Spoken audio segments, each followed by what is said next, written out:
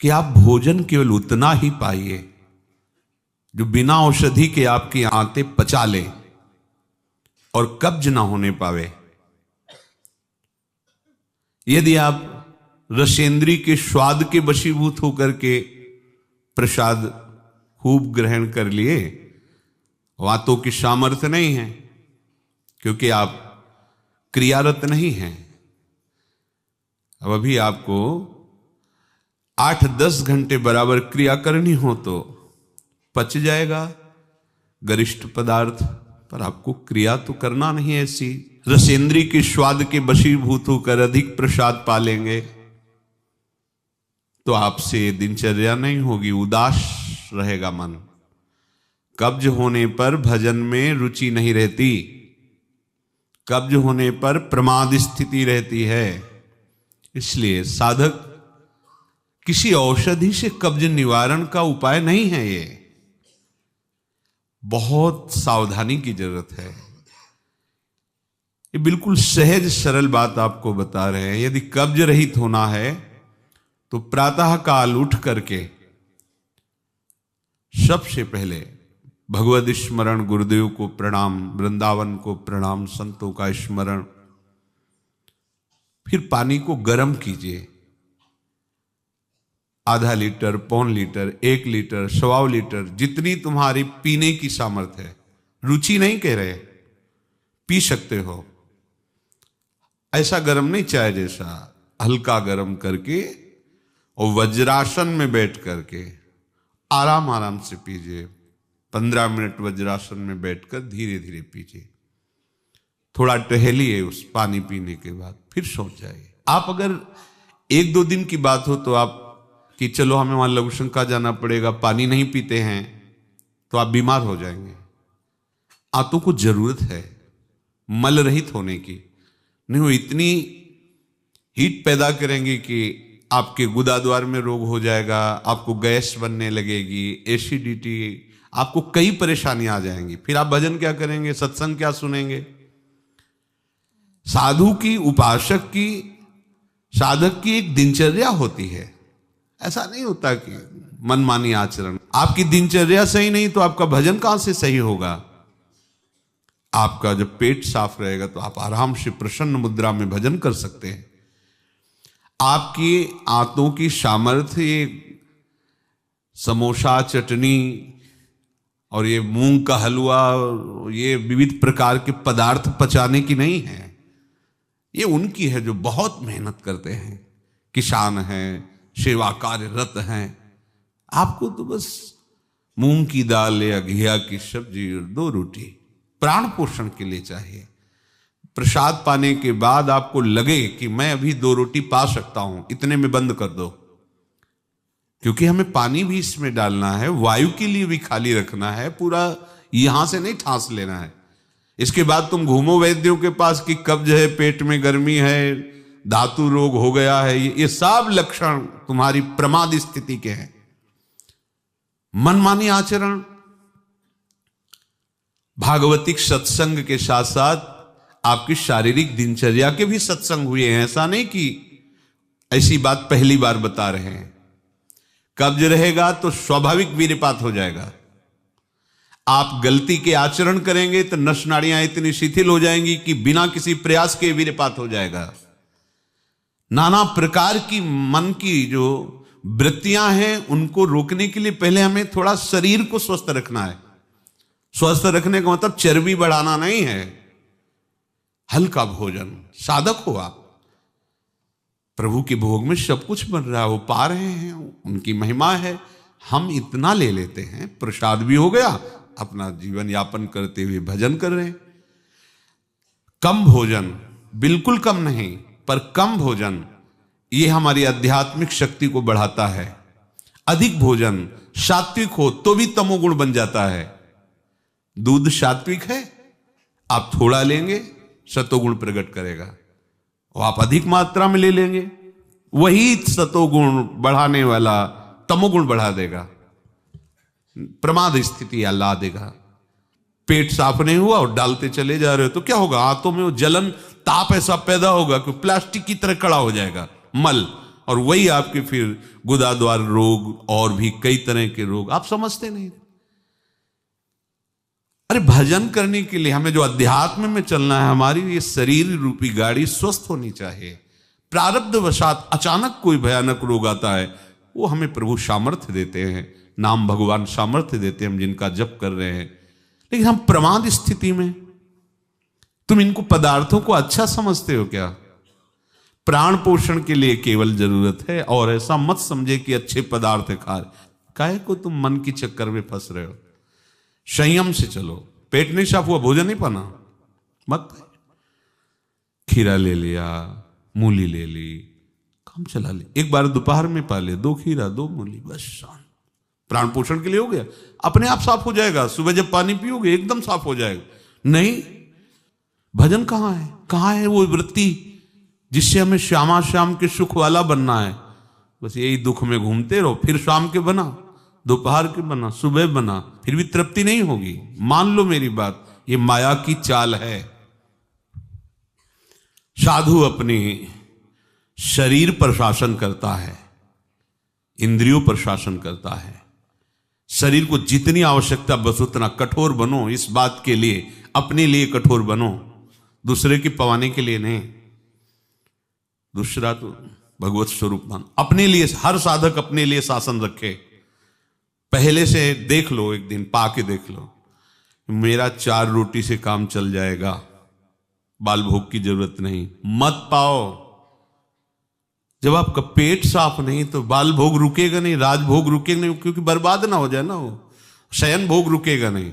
अब वो फूलता चला जा रहा है, क्रम से मल की परत पे परत जमती चली जा रही। आप इनको समझिए।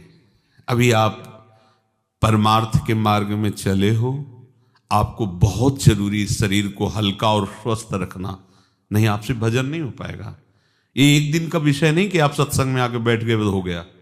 आपको नित्य सत्संग करना है, आपको नित्य वाणी पाठ करना है, आपको नित्य भजन करना है। आपकी दिनचर्या, आपका खान पान बिल्कुल संयमित होना चाहिए। देखो, यदि आप गंदी बातें करोगे, गंदी हरकतें करोगे, तो विश्व में कोई ऐसा वैद्य नहीं कि आपको ब्रह्मचारी दवा से बना दे। मान लीजिए, हमारी प्रार्थना मान लीजिए, यदि आपने अंगों को छेड़ा नहीं है तो लिख लो, आपका ब्रह्मचर्य क्षीण नहीं हो सकता। मानसिक चिंतन गंदा, प्रक्रियाएं आपकी गंदी, खान पान आपका ठीक नहीं, तो एक रोक के आप देखते जाना, आपको भजन में रुचि क्या, शरीर को नहीं संभाल पाओगे। मान जाओ मेरी बात। 24 घंटे में प्राण पोषण के लिए 2-4 रोटी काफी है। अरे संतों ने तो कई कई दिन भोजन नहीं मिला है, भजन एक तार चला है। आप भजन के लिए आए हो, भोजन बट वो क्या भाई, भोजन के लिए थोड़ी आप आए हो, भजन के लिए। सृष्टि में किसी भी पदार्थ की कमी नहीं, माया रचित है, वो ऐसे बढ़ते चले जाएंगे। अपने को एक सीमा रखनी खान पान की। एक नए साधक को देखा कि भोजन पाने के समय एक रस्सी में गांठ बांधे हुए थे, इधर और इधर, और जब उसी गांठ से फिट करके बांध लिया भोजन पाने के पहले। बस जहां पाए तो रस्सी टाइट, जहां रस्सी टाइट हुई तो बस छोड़ दिया, भोजन में ही छोड़ दिया। ऐसे फिर कोई कितना भी प्रयास करो नहीं पाते था। ये बाहर है, आंतरिक जितेंद्रियता की बात नहीं, इसकी जरूरत नहीं रस्सी की पेट में बांधने की, पर अच्छा लगा। प्रारंभिक स्थिति में ठीक है कि हाँ जहां टाइट होगा तुम खोल, मतलब बंद कर देंगे, तो उसे पहले ही देख लो कि हमें इतना पाना। ये जहर है और ये जीवन है, दोनों बात समझो। अधिक पौष्टिक पदार्थ आपको ब्रह्मचर्य नहीं रहने देगा। अधिक पौष्टिक पदार्थ आपकी आंतें खराब हो जाएंगी, पच नहीं पाएगा, क्योंकि आपसे सेवा नहीं होती। अगर 8-10 घंटे पसीना वाली सेवा हो कि फावड़ा चल रहा है, आप हल जोत रहे हैं, बड़ी मेहनत कर रहे हैं, दौड़ भाग हो रही, चलता रहेगा, आप पाइए पच जाएगा। अब आपको सेवाएं हैं नहीं, हो आप मनमानी रसेंद्री की तृप्ति के लिए, ये शरीर तो पांच भौतिक ही है ना। उचित आहार कितनी बार समझाएं। जैसे भोजन आवश्यक है वैसे ही जल आवश्यक है, उतना वायु। ये पेट बना हुआ एक थैली है, तुम नहीं हो पेट, तुम नहीं हो रसेंद्री, तुम नहीं हो भोक्ता। काहे को मूर्खतावश ये जो शरीर रूपी गाड़ी मिली इसको नष्ट कर रहे हो और अपनी यात्रा को रोक रहे हो। इसका एक सिद्धांत है। एक हिस्सा अन्न, एक हिस्सा पानी और आधा हिस्सा वायु के लिए रहने दीजिए। ऐसे रखा जाता है, तभी आप देखना ऊर्जा शक्ति आपकी बढ़ेगी, भजन की वृत्ति बनेगी आपकी। अब यहां चारों हिस्सा में अन्न भरा हुआ है और ऊपर से पानी, रुचि नहीं है पीने की, क्योंकि वो अंदर ऐसा जहर बनता चला जा रहा है। जल जब जाता है तो लघुशंका के द्वारा बहुत से ऐसे पदार्थ है जो हमारे शरीर को हानि करने वाले हैं, उनको निकालता है जल। मल की आंतों में जाकर मलाशय में वो मल को गीला करके निकालने की चेष्टा करता है। अब हम भजन को तो देख नहीं रहे हो, भोजन को देख रहे हैं। इस समय ये प्रार्थना मान लीजिए, आपका जीवन स्वस्थ होना चाहिए। अचानक कोई असाध्य रोग आता है तो भगवान सामर्थ्य देते हैं, पर आप खुद अपना नाश कर रहे हैं। अधिक भोजन करने वाला, स्थूल प्राण वाला, चंचल मन वाला कभी भजन में नहीं रुचि हो सकती। सूक्ष्म भोजन वाला, सूक्ष्म प्राण वाला, सूक्ष्म मन वाला भजन करता है। मान लीजिए आप लोग पता नहीं इतने भोजन के पीछे क्यों पड़े हैं। आपके पेट में कब्ज 2 दिन उपवास रहे, नहीं पाना है भाई, नहीं जगह है, पानी पानी अपने आप साफ हो जाएगा। नहीं, भोजन तीनों टाइम डालना है। ऐसी कोई औषधि बनी है क्या कि आप कुपथ्य करते रहो, मनमानी आचरण करते रहो, आप ठीक हो जाओ? अगर बाई चांस किसी को ऐसा कब्ज है तो बताया है आपको, इस वर्षों सेवन की हुई औषधि, जब कभी ऐसा लगा तो छोटी हर 1 चम्मच और 1 चम्मच ईसबगोल की भूसी उसमें मिला लीजिए। शाम के 200 ग्राम 250 ग्राम गुनगुना दूध से ले लीजिए। ये ऐसी है कि आपको बार बार परेशान नहीं करेगी, पर ये धीरे से आपके कब्ज को, क्रम को नष्ट कर देगी। जो अंदर बना हुआ कब्ज है वो धीरे धीरे कई दिनों तक बराबर लेते रहिए। पकवान, गरिष्ठ पदार्थ ये उपासक के लिए वैसे ही अनुकूल नहीं, भले कब्ज ना होती तो भी अनुकूल नहीं। आप मूंग का हलवा पाएंगे, आप बादाम पिस्ता पड़े हुए पदार्थ पाएंगे, आप भजन करेंगे कैसे? मतलब क्या केवल रसेंद्री की तृप्ति ही हमारा उद्देश्य है क्या? कैसे तुम्हें ये बात अच्छी लगती है कि हमें पदार्थ भरपेट पाने? अरे हमें भरपेट भजन करना है। अब वो तो देखने को नहीं मिलती वो बात जो पुराने साधकों में एक जलन होती है, एक ताप होता है भगवत प्राप्ति के लिए। हर समय भजन के लिए व्याकुल रहता है, उपाय करता रहता है, नई नई युक्तियां सोचता है भजन के लिए। और हम नई नई युक्तियां सोचते हैं भोजन के लिए। आज ये कब तक खाते रहोगे? शरीर को कब तक पोषित करते रहोगे? मरेगा, नष्ट होगा। जिस काम के लिए है वो काम बना लो। ये तुम्हारा शरीर नहीं है, तुम शरीर नहीं हो, ये नष्ट होगा, मान लीजिए। आप यदि गलत क्रिया नहीं कर रहे हैं और आपका पेट साफ है तो विश्वास मानो, ये ब्रह्मचर्य वो चीज नहीं कि स्वाभाविक नष्ट होती जाए। जिनको ये है कि होती है, तो यदि 8 दिन में आपने नष्ट किया है और अब आप रोकना चाहते हैं तो वर्षों आप नहीं रोक सकते। वो 8 दिन 10 दिन के अंतर्गत नष्ट होगा, स्वाभाविक नष्ट होगा। अगर आप छेड़ेंगे नहीं तो धीरे धीरे अंतराय बनता चला जाएगा, एक दिन आप ब्रह्मचारी हो जाएंगे। अगर आप कोई ऐसी गलत क्रिया करते हैं, गलत आहार करते हैं, तो ही ऐसा है। नहीं, ये कोई ऐसी नहीं कि स्वाभाविक प्रवाहित होता रहे, ऐसा नहीं। ये आपकी गलती का परिणाम है। आपने बहुत ही गलत कार्य किए, अपने ऊपर गलत किया, इसीलिए आपकी ये दुर्दशा है कि आपकी धातु जाते। ये धातु रोग जानते हो किनको होते हैं? विषयी पुरुष को, पामरों को, जो नीच प्रकृति से नीच क्रियाएं करते हैं। ऐसे ये धातु कोई ऐसी चीज थोड़ी कि स्वाभाविक निकल जाती है, ऐसा नहीं है। एक मनोवाह नाड़ी है अंदर। भीष्म पितामह जी परम ब्रह्मचारी हैं, वो वर्णन करते हैं। अगर उसको ताप नहीं पहुंचा मनोवाह नाड़ी को तो वीरपात हो ही नहीं सकता।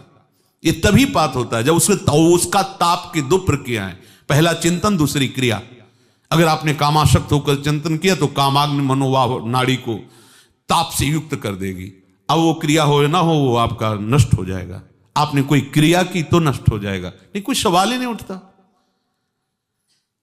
ये नई नई अवस्था के बच्चे धातु रोग से ग्रसित हो रहे हैं, कमर दर्द कर रही है, आंखों में कम दिखने लगा है, ये परेशानियां वो परेशानियां। इसका कारण आप हैं। आप देखिए ना, इस विषय पर कोई चर्चा नहीं करना चाहता, ना सुनना चाहता है। केवल पशुवत आचरण के लिए छूट मिल जाए बस।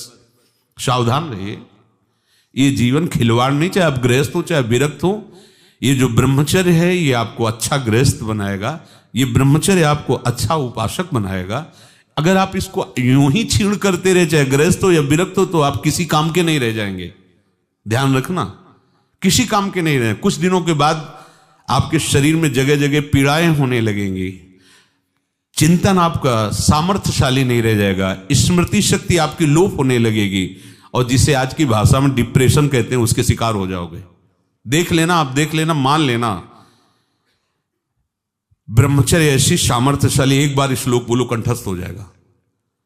अगर शरीर स्वस्थ है, कोई अन्य औषधियां या अन्य इस तरह के विकारात्मक पदार्थ अंदर नहीं जाते, और ब्रह्मचारी तो एक बार पूरी बात बोल लो, चाहे जब सुन लेना हो, जीवन में सुनाई दे देगी।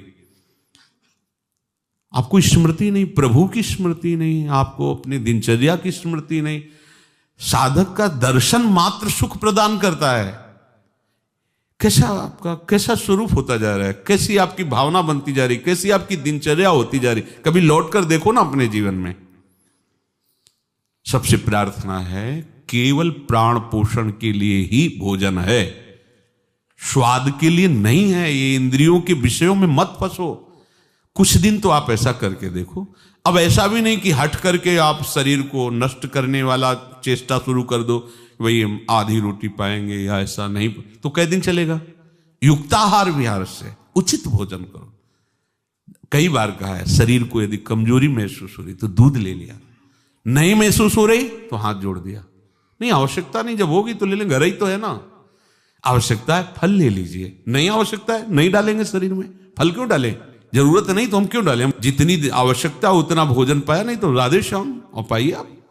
हमारा एक बार से काम चल जाता भोजन से, नहीं पाना 3 बार बाल भोग राजभोग, सब क्यों आप इस पे परेशान हो रहे। ऐसी ये दिनचर्या आप लोगों की कोई भी हो ठीक नहीं है। आप भगवदाकार वृत्ति नहीं कर पाएंगे। वृत्तियां तो वही, चाहे शरीर में लगा लो चाहे प्रभु में लगा लो। तो यहां प्रभु कह रहे हैं, योन्ता सुखोन्तरा रामस, जो केवल अपने आराध्य देव के सुख में सुखी रहता है, आराध्य देव के सुख वाला है। और यहां विषयों के सुख वाला हम बनना चाहते हैं और चलते हैं परमार्थ के मार्ग पर। सावधान रहिए, बाह्य विषय दुख योनया हैं। आप देख लीजिए, भगवान के वचन हैं, इनसे दुख ही प्रकट होगा। उचित आहार, बहुत संयम चाहिए साधु को, बहुत संयम चाहिए। चाहे साधु का मतलब हम केवल भेष से नहीं ले रहे, साधुता के मार्ग से ले रहे हैं, भगवत प्राप्ति के मार्ग से ले रहे हैं। ये आहार विष भी है और अमृत भी है, दोनों बातें जान लीजिए। क्षुधा रूपी व्याधि की केवल चिकित्सा भोजन से करनी है। ये विलासिता बंद करो अपनी जबान की। बनने को सृष्टि में सब कुछ है, सब कुछ के भोक्ता हो क्या तुम? ऐसे श्री जी की रसोई में सब कुछ बन रहा है, तुम सबके भोक्ता हो क्या? प्रसाद में वो देखा, जो हमारी आते पचा सकती, थोड़ा डालो, रात दिन भजन में रहो। जो अधिक भोजन करने वाला है वो मानसिक निरंतर नाम जप नहीं कर सकता, पक्का नहीं कर सकता। बातें बनाने से नहीं होती, जब मार्ग में चला जाता है तब पता चलता है। अगर आप अभी सावधान नहीं हुए तो आगे चलकर आपका शरीर और गिरेगा अवस्थागत, और भी रोग आ सकते हैं। फिर आप क्या करेंगे? मन प्रभु में नहीं लगाए तो फिर आप क्या करेंगे? गया ना जीवन। हमें वर्तमान में अपनी साधना का फल देखना है। आगे भगवत प्राप्ति होगी, प्रेम में डूबेंगे, वो प्रभु जाने। हमें वर्तमान में ये फल देखना है कि मेरा हर समय भजन होता है कि नहीं होता। जो उपासक केवल भगवत सुख में मगन रहता है, हमारा सबसे बड़ा साधन का फल है स्मृति। निरंतर हमारा चिंतन, चेष्टाएं, मनन, कथन, श्रवण मेरे प्रभु का ही होता है कि नहीं? प्रमाद स्थिति वाला कर सकता है। पेट बढ़ता चला जा रहा है, चर्बी शरीर की बढ़ रही, उठने झुकने में परेशानी, भजन करोगे? ये ऐसा क्यों हो रहा है? बिना आहार के हो रहा है क्या? अभी चलो आप ठीक से, अभी सूख जाओगे, अपने आप सही हो जाओगे, तुमको कोई दवा खाने की जरूरत नहीं है। आपका तप बढ़ेगा, आपकी पवित्रता बढ़ेगी, आपका तेज बढ़ेगा, आपका भजन बढ़ेगा। अल्पाहार करो, शांत प्रसन्न रहोगे। देखो ना, जब पेट साफ हो और शरीर स्वस्थ हो, शांत एकदम, मन बुद्धि एकदम सतोगुण में स्थित है, आनंद आ रहा है, 2 रोटी दोपहर के लिए ली, 2 रोटी शाम के लिए ली, खूब भजन करो। बनने को कुछ भी बने, यही तो खास बात है। हर वस्तु उपस्थित है, लेकिन आपको केवल अपने जीवन पोषण के लिए लेना है। यह थोड़ी कि सब कुछ है। यही आपकी जितेंद्रियता की परीक्षा है। जो अच्छे पदार्थ बने उनकी अच्छी भाव